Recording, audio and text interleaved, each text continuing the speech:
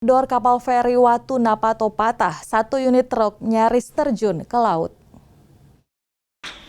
Beginilah kondisi kendaraan truk dengan nomor polisi DB8719AO yang dikemudikan Mahmud, warga kota Manado, saat hendak keluar dari atas kapal pada Minggu sore.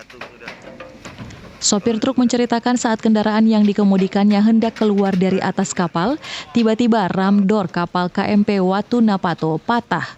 Perjalanan dari Munte ke Melong sampai di Melong jam 2 malam. Nanti jam 3 sore cara pembongkaran.